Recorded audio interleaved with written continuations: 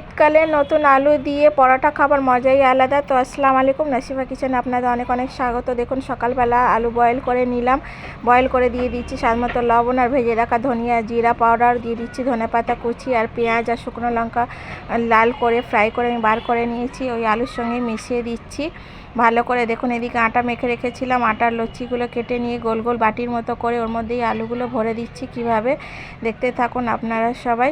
আমি এইভাবে আলুর পরোটা করি, আপনারা কিভাবে করেন অবশ্যই কমেন্টে জানাবেন। তো এইভাবে আলুগুলো সবকটা ভরে নিয়ে লেচিগুলো আমি তৈরি করে নিয়েছি।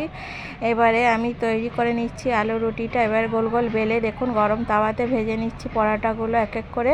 তো এইভাবে আমি আলু রুটি বানাই, আপনারা কেমনভাবে বানান অবশ্যই জানাবেন। খেতে খুব মজা হয়েছিল। আর ভিডিওটা ভালো লাগলে অবশ্যই একটা লাইক শেয়ার কমেন্ট করবেন। আর সবাই ভালো থাকবেন, এইভাবে আপনারাও বানাবেন অবশ্যই। আল্লাহ হাফিজ।